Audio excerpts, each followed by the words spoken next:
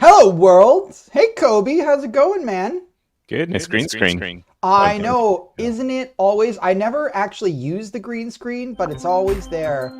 Oh, there we go. There's our music. Oh, let me get our lo-fi music on, though. No, we're going to keep feeding the ducks today. There we go. We're going to keep feeding the ducks. Feeding the duck. Feeding the it's called. So StreamYard is wonderful because it has like all these default music things that like you'll never get a takedown request for.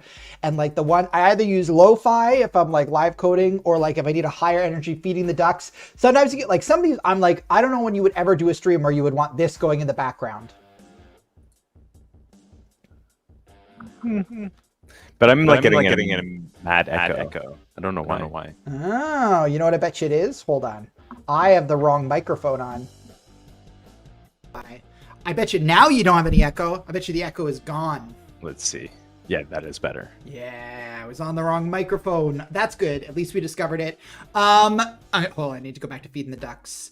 Hello, internet. Hello, everybody. Hello, Cobi, and welcome to Feature Focus, your one-stop shop on the internet to find out the latest and greatest releases here at DevCycle. My name's Andrew, your resident neighborhood DevCycle developer advocate. This is my good buddy Cobi, the DevCycle head of product, and we are here to walk you through some of the fantastic feature flag features that we have rolled out this month. You're bringing the Thursday energy. I'm bringing all the Thursday. Listen, man, you gotta, if you don't bring it on Thursday, how are you gonna bring it on Friday? And then you're just not setting yourself up for Monday very well. So, the internet is here. The internet is here. The world has arrived. Most of the world, though, because I don't know if you've heard this, but X recently made streaming on X or doing anything on X a paid feature. So now you got to pay. Mr. Elon like $120 a year if you want to stream over there. So we could do an endless number of these streams on talking about what X is doing. Absolutely, we could. And don't worry, I've got faith that it'll come back because everything does, or it'll disappear. You know what I really hope comes back on X, and that would be a good feature focus? I really want X stories to come back. I really miss those. They were super well implemented. Do you remember this? I have no idea what we're talking about here. So Twitter, do you know like Instagram stories? Yeah. So Twitter had they weren't called stories. What were they called? Fleets. Do you not remember fleets? I do not remember fleets. So, honestly, if you're out there, internet, if you're watching this, and obviously you're not watching us on X, but if you're watching us anywhere else, go Google Twitter fleets, because if you didn't get to experience the joy that was a poorly implemented version of Instagram stories on Twitter for the brief period that they existed, now is your moment. I mean, listen, they did it with everything. We're talking about other features, but we'll get to our features in a minute, everybody. But like Periscope disappeared and then came back. Like things go and come back. Yeah, for sure. On today's show here, we're just going to be talking about things we dislike about Twitter. That's going to be our feature focus today. But really, we're actually here to talk about some other stuff. We're here to talk about some awesome features that have been rolled out here at DevCycle over the last month, because while some areas in the world, folks may be on vacay, they may be just out there in the world on a beach somewhere. Here, we're doing both. We're doing both. Why can't you code from a beach and release a cool feature? I don't know. But today we're going to talk about... Your green screen, is it all just beach behind you? It's all just beach behind me. Nobody will ever know where am I? I could be in a coffee shop right now. I just carry around. It actually does pack up very well, so I could be doing this from anywhere. Well, there's that like Insta meme of the guy who's like got the green screen on the ski hill. Yeah, it's so true. And it's that's my next life. My next life is to be just a green screen influencer. So on today's stream, folks, if you've never tuned into one of these before, Feature Focus, what we do is we provide you a walkthrough of some recent features. You could just go and read through our like our changelog that we release on the site. It's awesome. Go do that as well. And lots of stuff, lots of work goes into that. But we all learn differently. And for some people, they want to see it or they want to interact with us. And so you're here, you're watching either live or you're catching the VOD afterwards, and you can comment on things, you can ask us, and we're looking at all of these things. At the end of the stream, we're going to do a giveaway. Stick around to the end to find out what that's like, or go and watch another feature focus and you'll find out how to do it. Cobi, what are the features that we are going to be looking at today? Yeah, today, small in number, but I guess mighty in, I guess, their kind of individual scope. Absolutely. We're going to be looking at a new integration that we have with Vercel Edge config, as well as approval workflows. These are, yeah, like small but mighty. I feel as though like approval workflows is being asked for such a long time. Like this has been something that we've been like has been on the backlog for a while and is super exciting.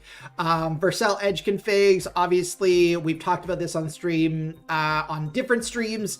Vercel obviously rolling out a ton of awesome feature flagging stuff.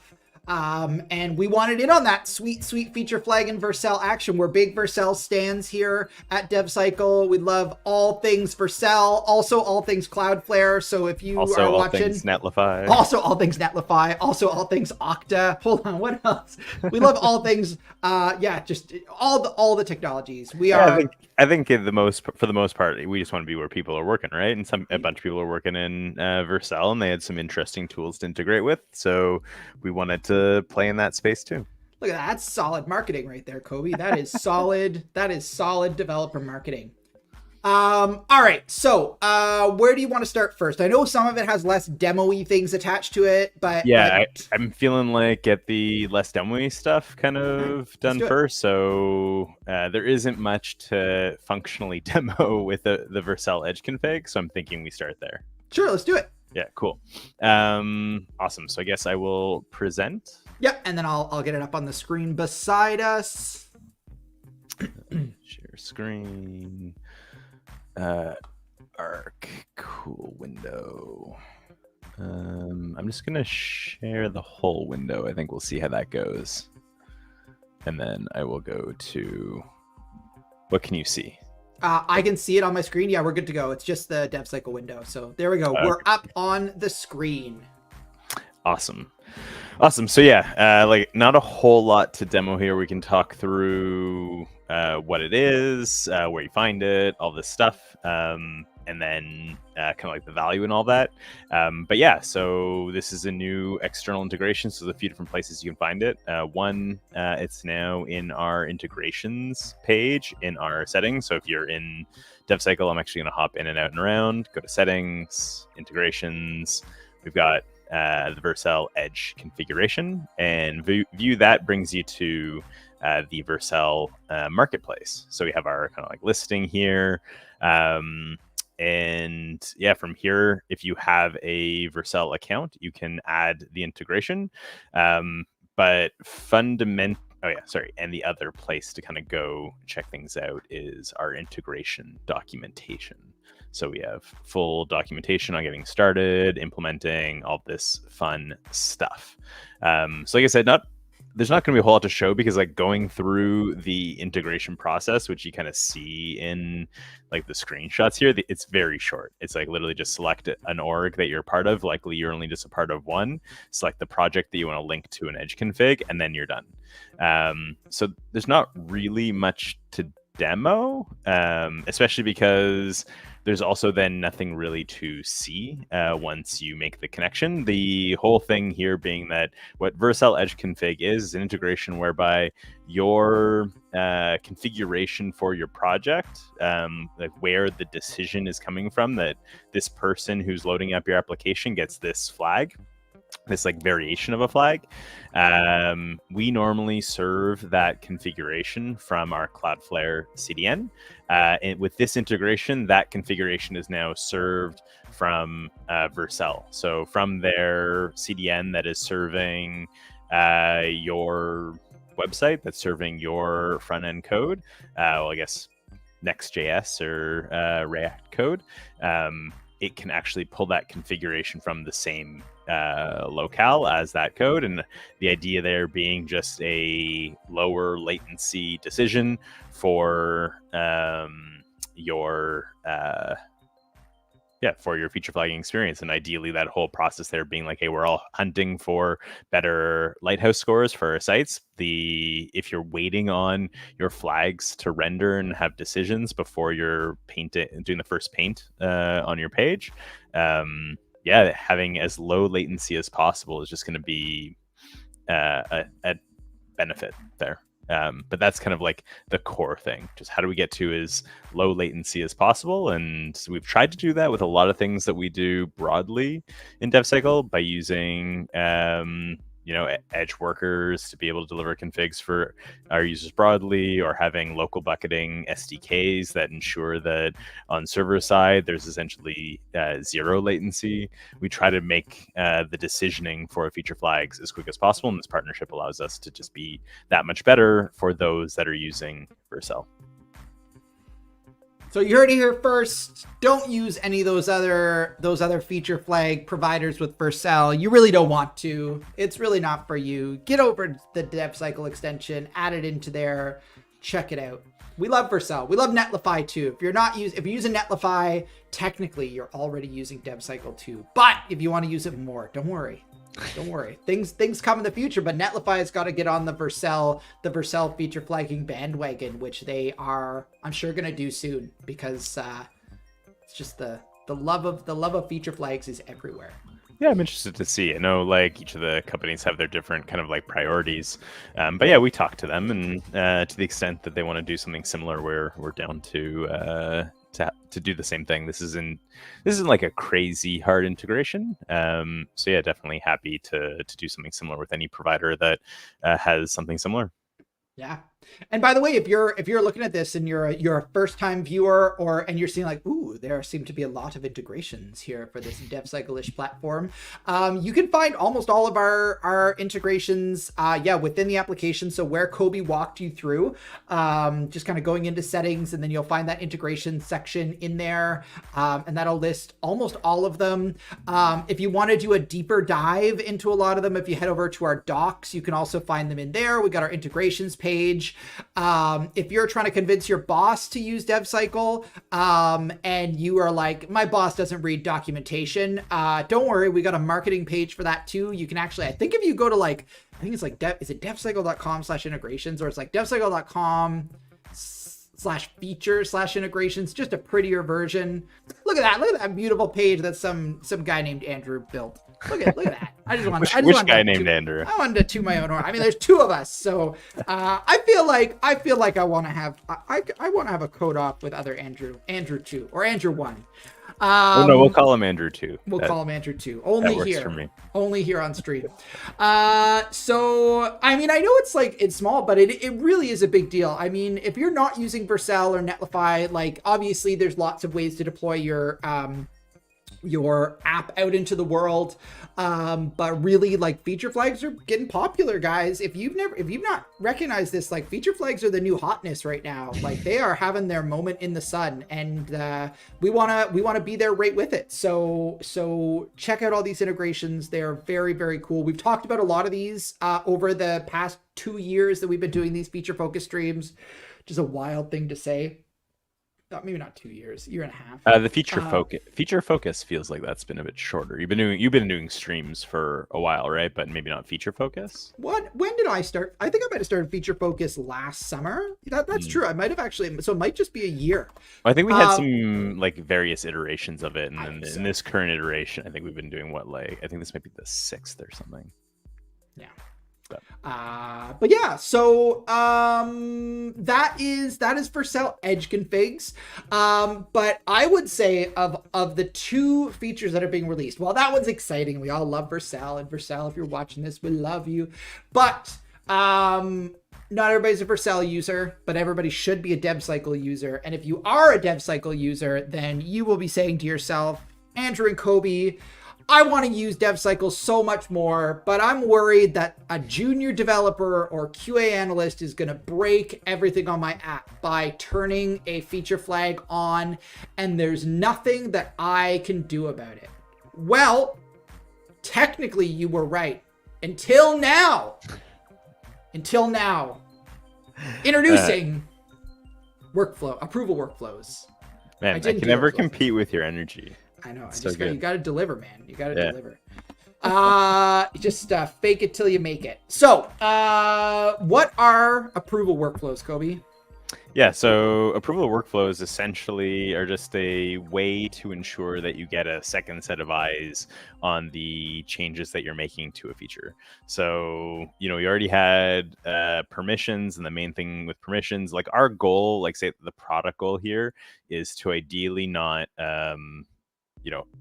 put blockers into your workflow. We want to make it as easy as possible. We want to have, guardrails so we keep things safe. But our main goal with, say, permissions and even approval workflows is fundamentally just to protect production. We want to stay out of your way as much as possible, but we want to make sure production is protected. And with approval workflows, it's a second set of eyes to make sure the change that you're making isn't going to break prod. So that's very well done.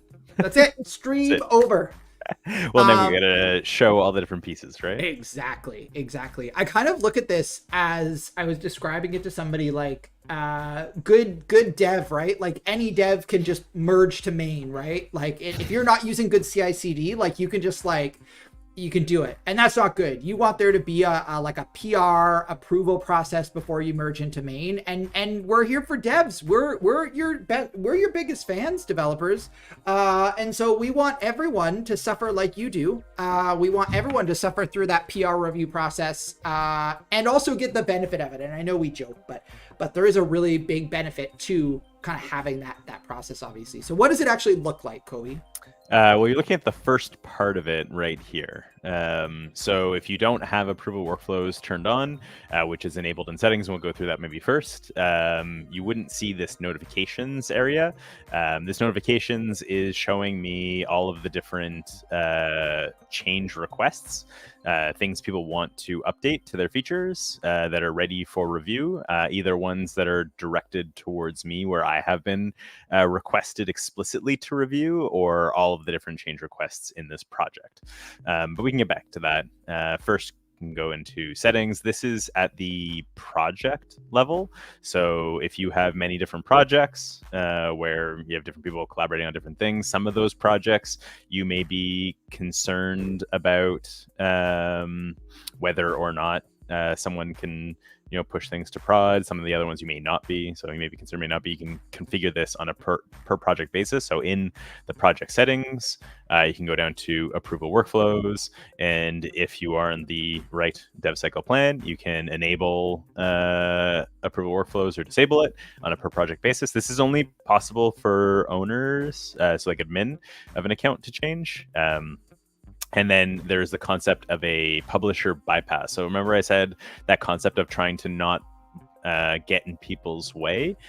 We have kind of out of the gate some concepts of ensuring that, hey, if you want to make sure that, say, as you were talking about, a junior engineer is protected, but you have, a level of engineers that you believe that you can trust, not just with approving other people's work, but they can say, some organizations have like senior engineers can just still bypass approval in their GitHub PRs and just merge to main. Here we have the concept of approvers being able, or sorry, publishers, the people who would be approvers, also having that ability to skip the review process, self-publish, or you can disable that. But obviously publishers aren't able to change this, so they can't come in here, modify this, then go and approve their thing. This has to be done by an admin. Love it. Yeah, cool. I'm like thinking like I should stop for questions, but who's gonna have a question? I don't know if you're gonna hop in with questions. I'll hop in with questions, but I feel like you're covering it. You're covering all my things so well. I mean, this has been around for this has been kind of on our pipeline of things that we wanted to roll out for a really long time. And I feel like I remember early on when some of these pieces were there, I don't that bypass wasn't something that was originally part of the plan, was it? Like, I feel like that was added down the road as we kind of identified how developers and teams might actually use this. Yeah, I mean, our product and engineering process is a bit fluid. So we had the original scope. Yes, the bypass concept wasn't in the original scope, at least not like the V1 scope.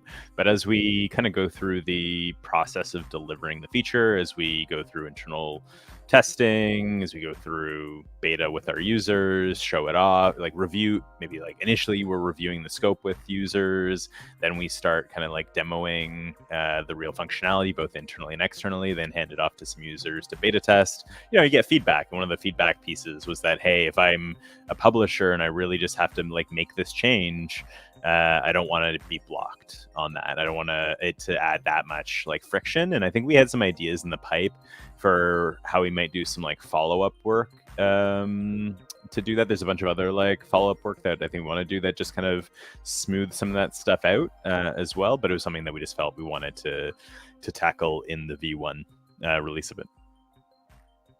Love that.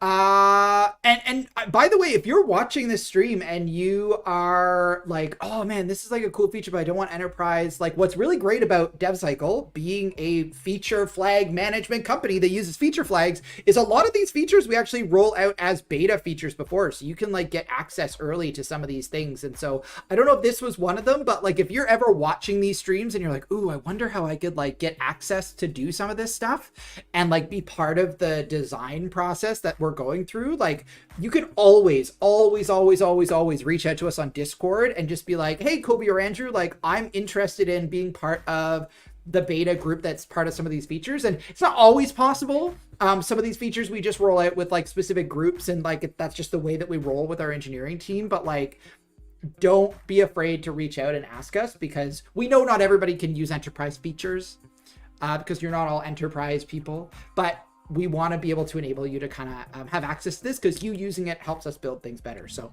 yeah, 100%. Like this is an enterprise plan feature, but the teams that were on the beta list were not necessarily that.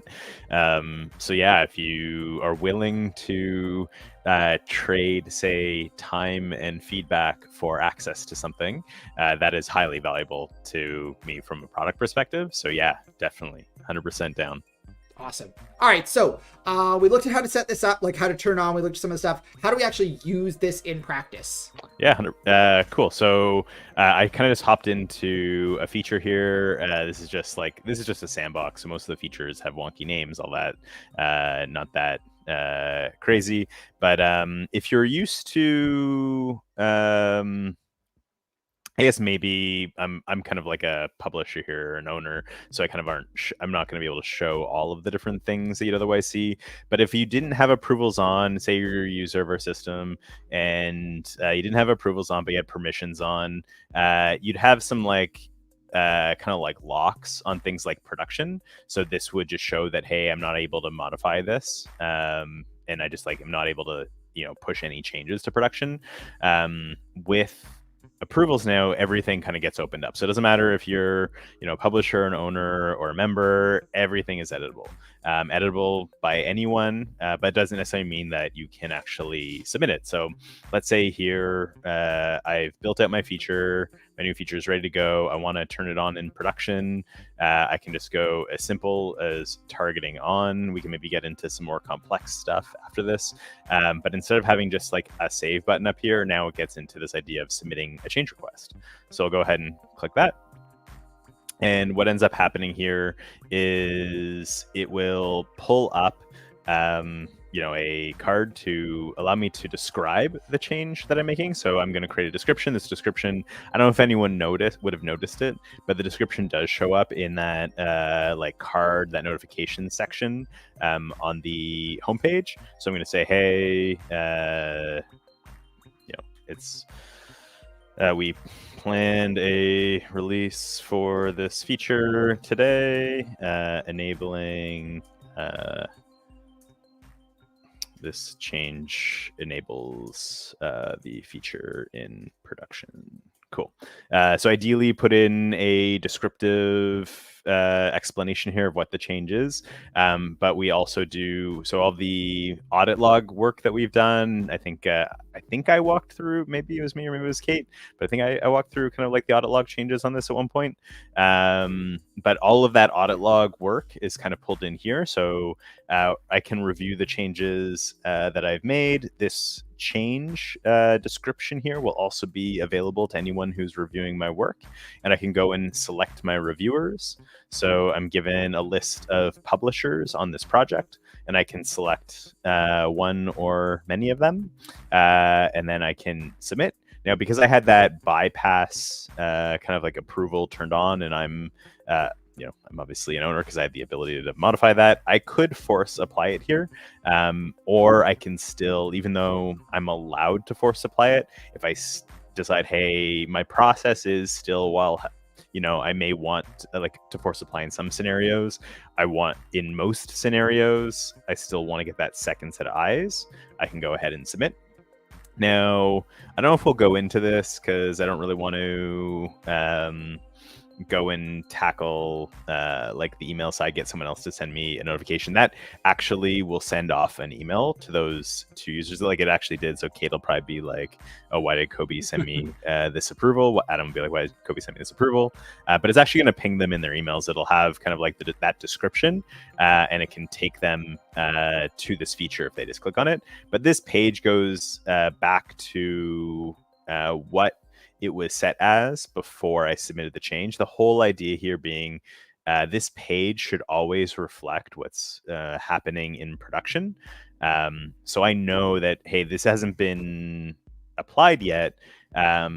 So this is what my users are seeing, is what this setting is. Now you can see things are locked. I can't make any modifications until this change is applied. Like no part of this feature can be modified. Everything from like the variables and variations, their values, to the targeting rules. This needs to either be applied or it needs to be rejected. That way you're not getting conflicting changes. You're not getting things that are maybe like confusing users. Just like, hey, you can reject it, and or you can pull it back and like make some more changes if you want to, or you can just kind of like accept it and move forward. Yeah. So now I have a question for you here, Cobi. So you selected Kate and Adam, but maybe Kate and Adam just disappear on vacation. Can anybody else that has sort of the approval set up in the system go and click on review change request and actually approve it? Yeah, for sure. So they can. So this is one of the kind of like V2 or like future settings that we're thinking about. So right now, the approvers aren't like that you select are not the only approvers that can apply a change. So as long as I have publisher permissions, I can technically approve anything, but I'm just not necessarily notified of it. So right now I'm an approver like that was selected for Approve Me and for Anthony. Like I said, this is just like a sandbox. So some fun basic names here. At least there's nothing not safe for work. But if I go into, say, test clearing schedule, which I was clearly not something that I was asked to review, I can come in here as a publisher and I can review the change request. So it says we're staging and ready, staging enabled. Cool. This is super clear. I have the ability to approve and apply or reject. So if I do either of these things, Elliot will get a notification that says, hey, this change actually was applied, or hey, this was rejected. And I can give, I can actually show that. I can give like a rejection reason. Now this tells me it was applied, staging is now on, and actually go and view the audit logs on this stuff. So this shows now everything that happened here. So it shows the full audit log, which I think is like pretty important. There's like a big debate that we had on this internally of like, are change requests like something that's like audit logs? Like it's not really a change to the feature, but we really felt it was important. It's like it's every step along the way of what's happening to this feature. So it's like kind of an important thing to be able to see. So I can see that Elliot submitted this change. I can see what that was. I can see the description, everything, and I can see when it was actually applied that I applied it and approved it. And that all that detail is all given for any of the actions, whether it's like I'm rejecting it or I'm like, I don't know. I still don't know what term I like to use, like whether I'm rescinding it if I'm the user who put it in. Like cancel, I guess, is the thing. But instead of rejecting, if I'm the user that posted the request, I can cancel it. I like rescind. Just throw in some like we want to challenge everybody out there. Like, what does it mean to rescind? Is this canceled? Am I taking it back? Yeah. And by the way, if you're watching and you're new to DevCycle, you haven't been around in a while, and you're like, ooh, this is new. What's this audit log thing that they're talking about?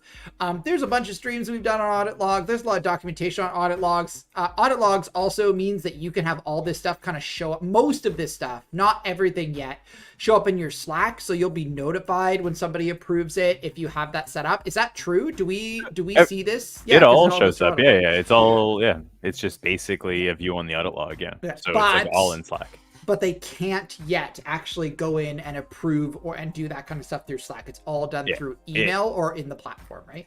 There's no quick action outside of what we call the feature form to take action on the feature. So whether it's like in email or in Slack, what you get is a link back to the feature to take action on it.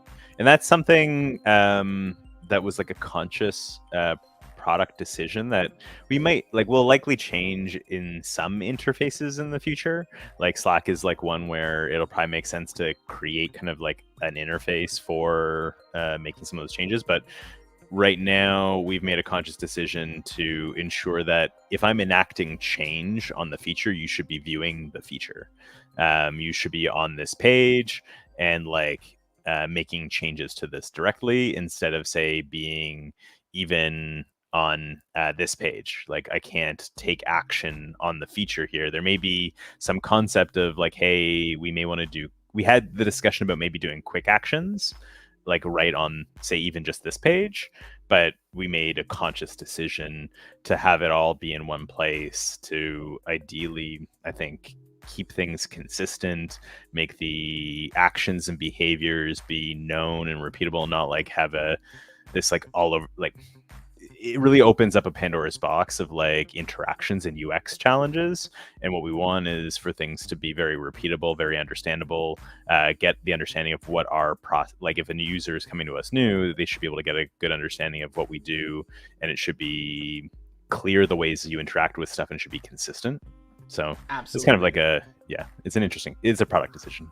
I'm gonna clip that at some point. Amazing. This is the thing. This is what's amazing about all of this stuff is this is all like this kind of beautiful iterative design process. Everything's come from everything else. And like all of these things are aiming to like meet you where you're at and to help you in your process. Like feature flags are inherently a development process tool as well as just being a dev tool. And so like all of this stuff is there. It's there for your taking. We don't really gate features a lot at DevCycle. Like most of the features you get from the free level all the way up. Some are gated, but to be honest with you, the ones that are gated, like most of those you would probably only need if you were at the enterprise level. And like honestly, our deals are good. Like you can always reach out to an account manager and say, hey, I'm interested in like finding out more about what an enterprise deal might look like for me if you're a small company. Anthony, our account manager and kind of sales lead right now, he's awesome person to talk to. So always, yeah.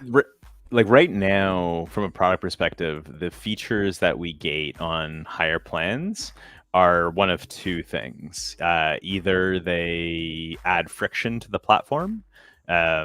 So permissions and approvals are like a clear example of that. I'd rather as the head of product, create features that give you the guardrails that you want without adding friction, and all of that type of thing that we do. When it's like that type of thing, it's not gated on a higher kind of like level of plan. So that's where let me pull something up. I need something that's not a Boolean, and I just clicked Boolean. It's like when you it's when you think, it's like when you're skiing and you don't want to hit a tree, don't look at the tree. But yeah, so this is fundamentally the what we're talking about. Ah, shoot, I clicked on feature there. Like I'm clicking on all the wrong things. And I want to filter by type, string. Cool. So what I was getting at here is their schemas. So this is a form of guardrail for protecting production, where I can force my variables to only have a certain set of values. So put in a description, define values, and I can create some enum values. So like string 1, string 2, string 3, and like these become the only things that a user who is modifying a feature is allowed to set for this variable. So because this doesn't add any friction, it's like helping me to do my work and not break prod. It is in no way gated on a higher level plan. Similarly to like experimentation, similarly to audit logging, things like that. We don't gate those features. The features that we do gate, ones that add friction, so permissions, approvals, they fundamentally block you from doing action in a lot of different ways. And so we want to make, so if that's something that you really desire to, for like your needs as an enterprise, then it becomes kind of like a business or an enterprise plan. The other thing is if it explicitly like costs us more money to provide. Sometimes we have to gate that on a higher plan. Yeah. And to be honest with you, if you find any of those and you're like, ooh, I want to explore this, like you can always reach out. We can walk you through what that looks like and why this might be valuable. And again, chances are, if you're just getting started with DevCycle, a lot of the things that we show you in the new things, like we're always making things easier for you all the time in all of our features. But a lot of these you're going to use when your company using feature flags lands their first million ARR, and you're needing to upgrade to things, and now you're going to get all these things, and just remember who helped you get there. It was us.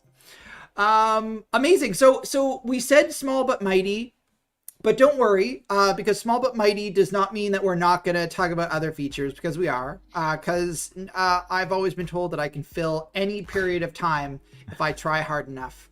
And so I never use these banners. Hold on. Oh, I don't even have the banner anymore. I used to have these banners of like the different sections of the show, but I know you were doing the banner of like the Bitly or whatever to. I'll do the Bitly banner. Let me get the Bitly banner up there. Yeah, if you want to ask us questions over on Discord, there you go. Look up there, just the bit.ly/DevCycle Discord. You can join us over there.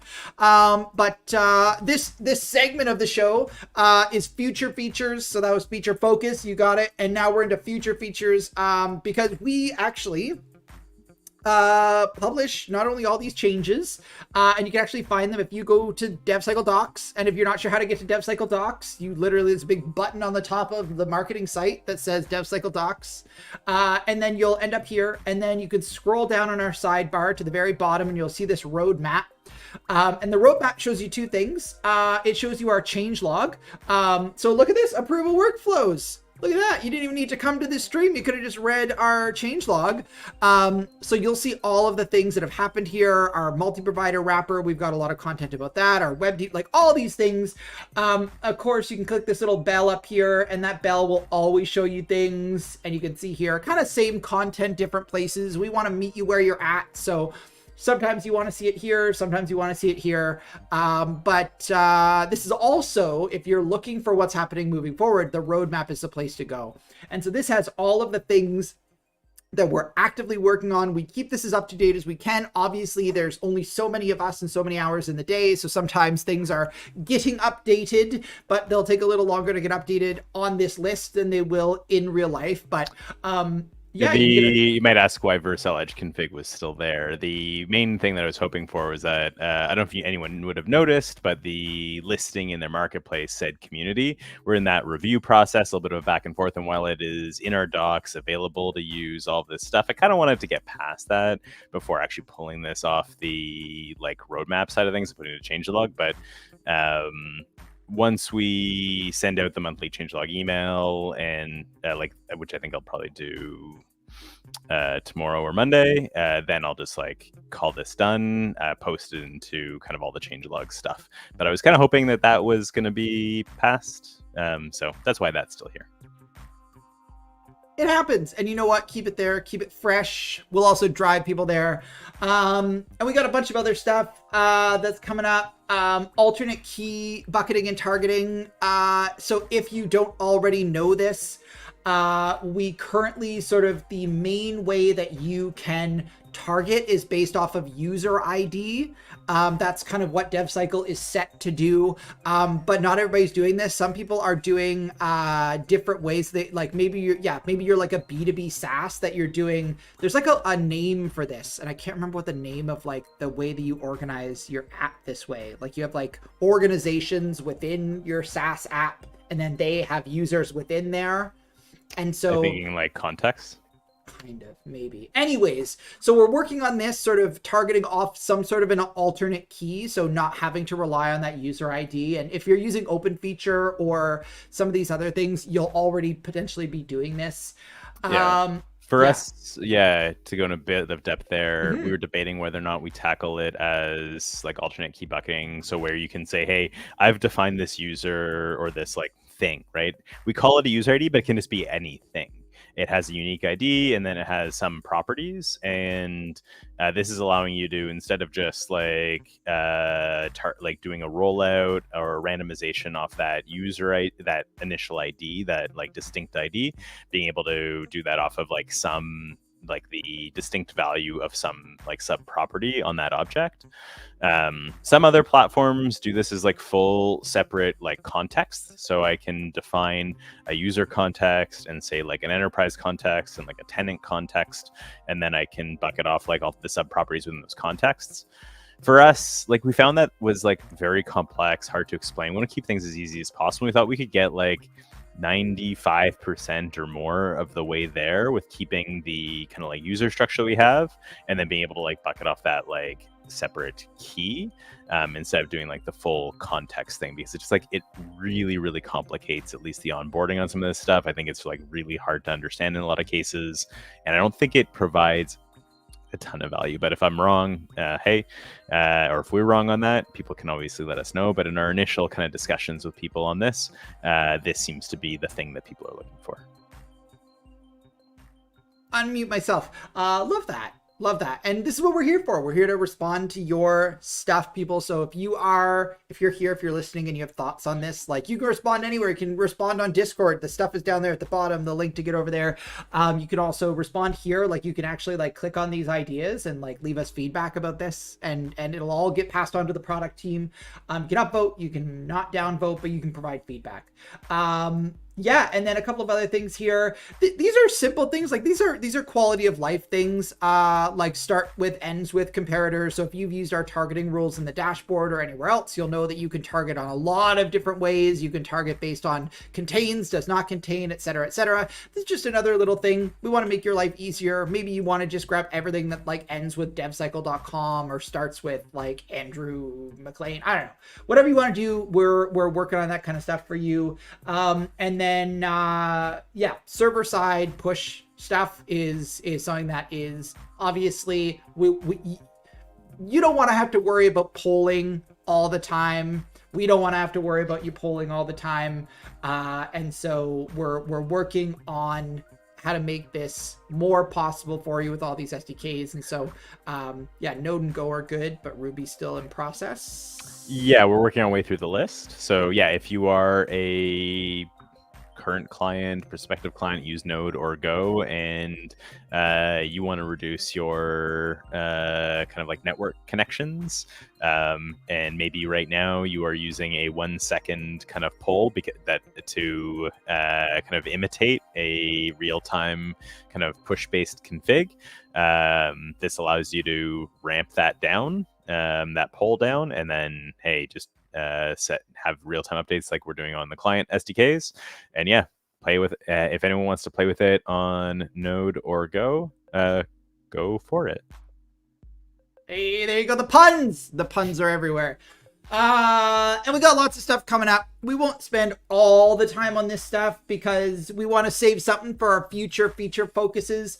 But lots of great things here. Datadog stuff. We got more Vercel stuff coming down the road. We love React. More React stuff coming to you. And obviously, process. We know this is a process. We want to make your process of using flags and remembering that you put flags in that you haven't done anything to in a while easier. And so lots and lots of stuff that's coming down the pipeline to kind of make your life easier as you're starting to use more feature flags at scale. Because once you start using them, you don't want to stop using them and you want to use them better. And that's what we are all about here at DevCycle. Speaking of which, using things better, because we don't have a huge number of things that we're covering, I do just want to kind of point out, if you go to our community tab on our docs and you click on blog, we're constantly publishing content over on our blog. We've got some case study stuff over there. So if you're ever wondering like what it's like to use DevCycle as like a large company like Netlify, you can check that stuff out over there. We've got stuff on like case studies. We've got people writing stuff about us. You can go in there and check that out. We've got like our product updates, like a lot of these change logs that Cobi and Kate write show up in here, tutorials, and then I actually just released a new blog article earlier this week. And this is actually about sort of talking about the process of feature flagging, actually kind of going from like the most basic implementation of feature flags to like using open feature to using DevCycle and sort of that migration process and what that looks like. So definitely go over to our blog, lots of stuff there on everything. If you want to even know, like to the point of like, you want to know why and how we build specific things, like our Next.js SDK, like we got stuff in there. We got stuff for you. So docs aren't what it's all about. Sometimes it's about long form blog content too. And so wanting to call out the blog content for anybody that hasn't checked that out. And we try and release lots of content around all these updates. So who knows, maybe there'll be Andrew tries to build a bot that can beat the approval workflow process. ChatGPT can help you with everything. So by the way, if you have new features that you would like to add, if you've got feature requests, this is also the place to do it. Find roadmap again, head over to DevCycle docs, scroll down on our sidebar to roadmap, and you're going to come here, submit your ideas. You do need an account, unfortunately, I think. Question mark? I think. This isn't necessarily tied to an account with DevCycle. It requires basically just an email. So it's like I think you can do email sign up, Google login, or Linear, because it's kind of like built off of like Linear. We use Linear. So yeah, if you hit I think you have to hit the icon in the top right corner there, the little person icon. Oh, that would make sense. So you get this. It's weird that it didn't allow you to type something in, and then when you send feedback, like yeah, that's interesting. Product lane. If you're watching this, if you hit send feedback, it doesn't let me do it. It's unhappy with me. And then I bet you this is I need to log in. It's super interesting that it allows you to do that. So I can upload that, and can I send this now, or is it not gonna?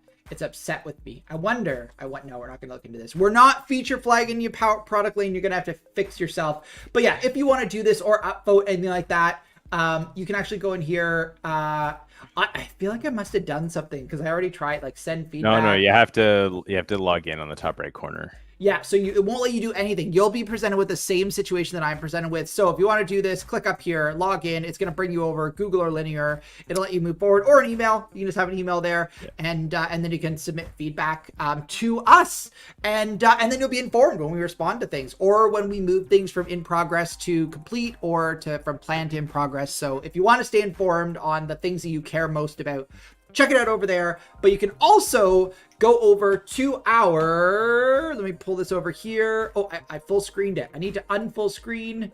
Oh, Macintosh. Let's go over here. And if you have thoughts, feedback, comments, ideas, well, we would love for you to put it in the place that we would want to have it. Sometimes you're going to put it in a place that we don't. But you can also make your feature requests over here in Discord. So you can see there's lots of channels here. We've got our help channel. So this is obviously help requests. And you can see here, all of these are answered because that's how we roll here at DevCycle. We got our support team has it on lock. But we've just recreated a new feature request channel over here. Thanks, Adam, for that. And so if you've got a feature request, you can add it here. And we'll make sure it gets translated to the right place. But you don't have to, we want to meet you where you're at. Here's where it is. This is where feature requests are. Make your requests here. We'll make sure it gets to the right place. And speaking of, we've come to the point in our show where I want to give away some free stuff. So if you are watching this stream right now and you are not a member of our Discord community and you would like to be, and who wouldn't like to be, because it's a pretty awesome community. Even if just for asking a question once in a while, head over, join our community. It's pretty easy. The link's at the bottom of the screen right now, which I hope still works. I've been saying this like every single week. Hold on, let me see. bit.ly/DevCycle Discord. I'm going to discover now that it hasn't been working for a while. Let's go. Oh, interesting. bit.ly/DevCycle Discord. Oh, there we go. It's there. It works. So it does work. Go and check it out. Go and check out DevCycle Discord. Join the community. And if you at or DM me or Cobi and you say, hey, I want to win a prize. I might have a little prize that I could send to you. So head on over to Discord. You can find the link at the scrolling at the bottom of the screen there. I think I might also, I'm just gonna leave it there. But this is where you can go to find us. We'd love to say thank you for watching our stream, because this doesn't work without all y'all. And so we like doing this, but we like doing it for you. So head on over, make a request, and we are here for y'all. And if you care deeply about the alternate key bucketing, one of our product managers, Kate, is asking some questions about that right in the main general chat. So if you have opinions, this is the place to share them. There we go. So get in there, get over to Discord, get some free stuff, provide some feedback. We want to support you in being your awesome developer self. And the only way we can do that is if we get to know who you are. So head on over, at one of us, win a prize, and also give some feedback on the things you like or dislike if you can. So we've talked about a lot of stuff today. Somehow, with only 2 features covered, we have somehow filled almost an hour, which I think speaks to either our ability to speak about nothing or the fact that we are actually delivering way more than we think we are. I'm going to put it in column B because column A is just sad. Well, definitely there's like 3 or 4 features in one in the approval workflows. Totally. So I think there's that helps a bunch. It's a shame there isn't like more to talk to and show on the Vercel Edge config, because it did take a while. It's like there was a bunch of stuff we had to do to like solve that problem, and make sure that we were able to integrate our stuff with theirs. But if you're watching this and you're like, I'm using Vercel and you want to show us, please get out there, use Vercel, do like a Loom or like a live stream. If you're using DevCycle, do it. We'll retweet it. We'll spread the love. We'll share. We'll bring all of our followers over to you. We want to share the love with our community. And so if you're doing stuff with DevCycle and you're sharing it with the world, we want to share you with our world. So please let us know. All right, so we've gone through our features, we've gone through approval workflows, we've gone through Vercel Edge configs, we've looked at our future features that are coming, we've given away some stuff or told people how to get some stuff. Cobi, final words for our July 2024 feature focus monthly changelog live stream. I don't know. I think we covered some good stuff. I think in general, the main thing I'm like looking for always is, I think, where we ended. It's like, hey, I want people to be involved in the product discussion. I think some people don't necessarily think that they can or should or will be listened to if they, provide make feature requests, provide feedback, ask for things. We are not that company. We want to have you involved if you want to be, like, if you're one of our larger customers and you want to, like, actually, get an inside look at the roadmap. Happy to set those kind of things up. If you're a smaller customer and all you want to do is get your voice heard, I'm also happy to have some one-on-one calls, and so is our other product managers. But we want to hear from you. We want to involve you. We want to know what you care about. Absolutely. What a great way to end. I love it. See, y'all, this is why you come. Come for the love, stay for the awesome glasses. And we actually matched today. I was like, your glasses are way more awesome. I'm long overdue for a change. So hold on. I got to show this. I'll show this on stream because I feel like it's worth it. So I very often am impressed by my glasses game. In fact, one might say that I am probably too confident in my glasses game. However, so you're not even, so it's like, it's not even humble brag, it's just straight brag? Just straight up brag. But dangerous to pull up X on stream. You never know what corner you'll run into. It's so true. But I was at that conference last week. So if you've never been, by the way, that conference in Wisconsin, amazing conference. If you're watching this and you saw us there, go and check out that conference. That conference. Which conference? That conference. It's so funny. So apparently, we were chatting about this, and apparently, like, it was a very expensive branding exercise to get there. But I'm like, it's the best name of a conference that I've ever seen. But where can I find it? Oh, here we go. So got this amazing photo. And it sucks because, like, mine are the brightest, and I don't know if you can see here, but this is Mika. So Mika is an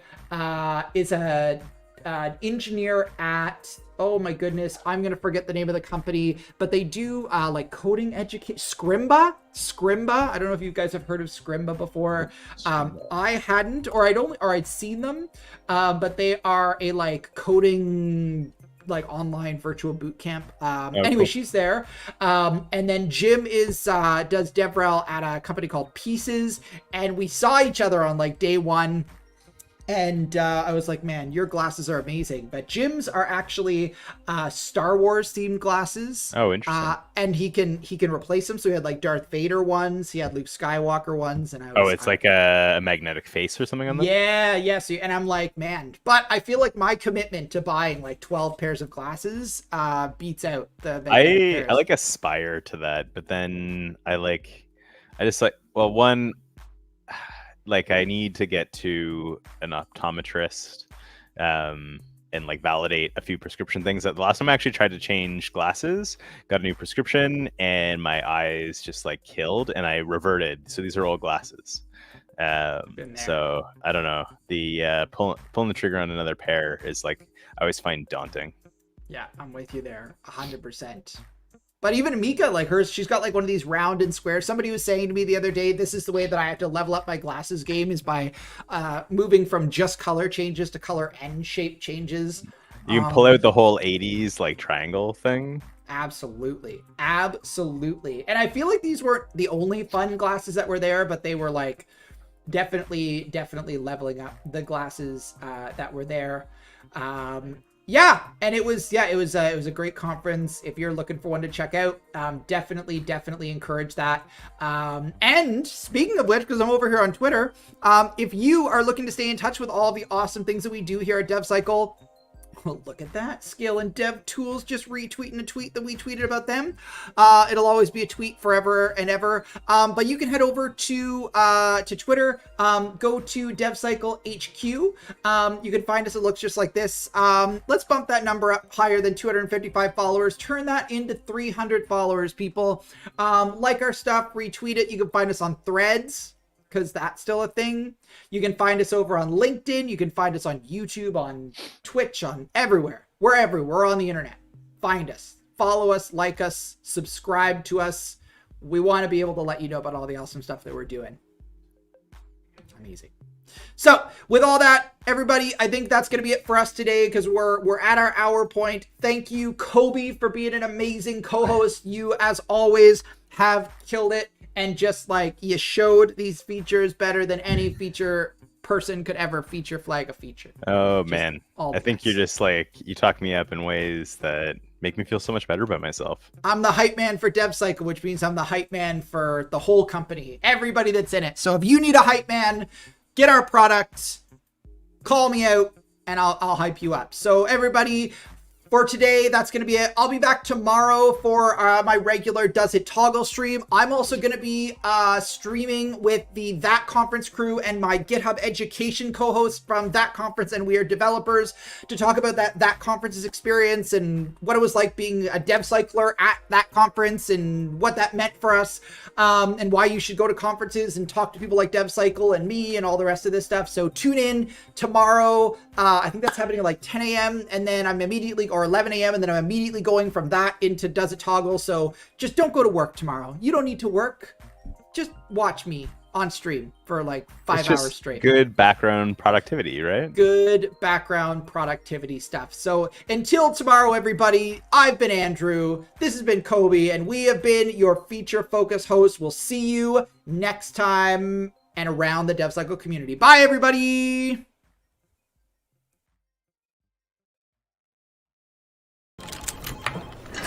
Don't go in there. They're having the let's try to figure out what customers want meeting again. It's gotten a little weird. Signups are strong, but adoption of key features remains stagnant. What do you do?